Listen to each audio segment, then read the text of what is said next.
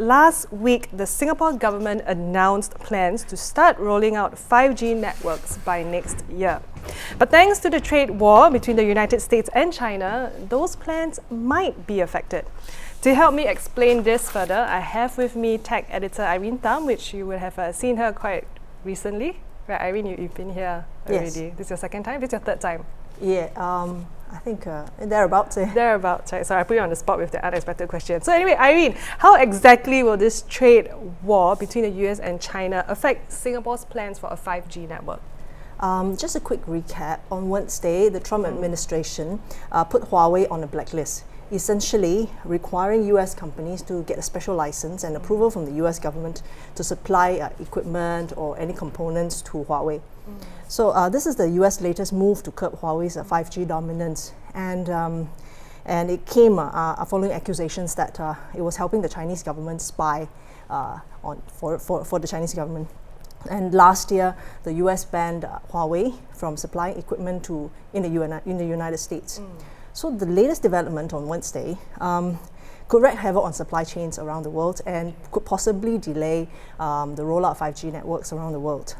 But in Singapore, I believe the impact is minimal because telcos will need to build a 5G network without riding on existing 4G equipment. So what this means is local telcos will not be able to migrate to 5G by rolling out just a software upgrade to their existing 4G equipment to save money.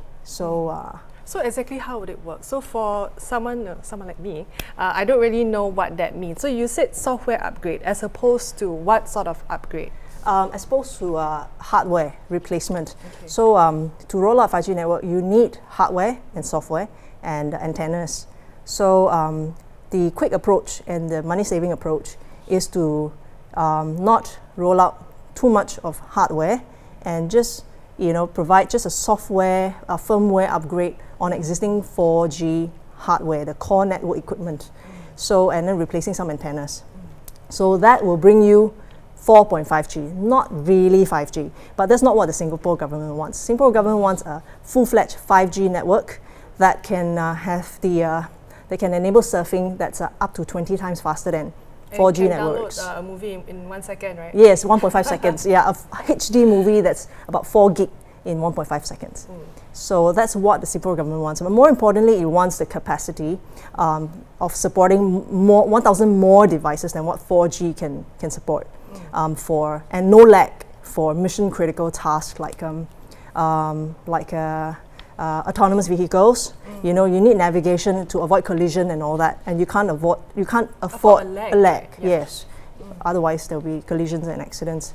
So upgrading hardware will be a bit of a hassle in the beginning, but definitely it will pay off in the long run, right? Yes. So that's how the government can fully maximize the potential of 5G networks. Yes, which is what it wants to do actually, to gain economic advancements and to be the front runner, one of the front runners in 5G application development, to sell to the rest of the world our expertise. So we need that network in place to be able to develop all these new applications that are said to be to drive the fourth industrial revolution. So that's tied to economic gains, economic growth, and also our space, our leadership in the digital economy. So you were saying drive new applications. So I can use the word innovations here, right? So what specific innovations can we expect coming out of the 5G once the 5G network is implemented? When you do not have a lag and you can support a lot of devices, you are able to commandeer machines, and robots, and without a person sitting at the they talk to each other and they can move and do tasks by themselves. So this is, and also IoT devices. Sorry, what's IoT? Internet of Things.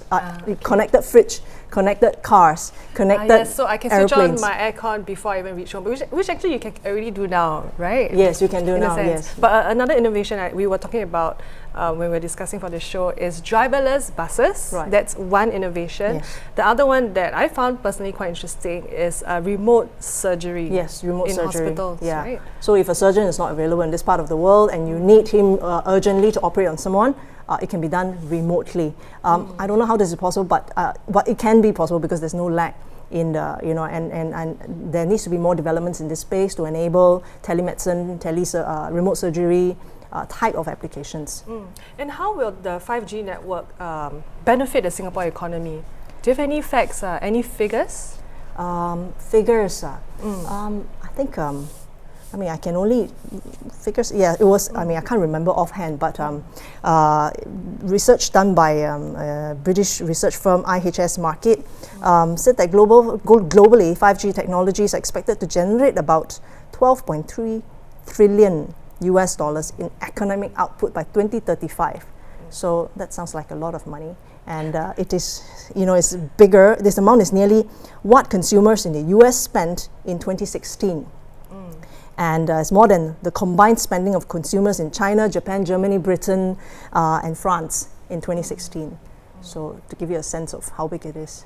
So it's highly likely that Singapore's plans to roll out 5G network by next year shouldn't really be affected, right, by the US-China trade war. So we don't have to worry. Telcos are not held back by any legacy decisions they had made before. So whatever existing investments they have in 4G, they can't use it anymore for 5G. So they have to choose from scratch. And every single vendor that is in this space stand a good chance to get the contract. Now, I want to know, as a smartphone user, if we do move on to 5G networks, do I have to upgrade my phone to a 5G phone to fully enjoy the benefits, or it doesn't matter?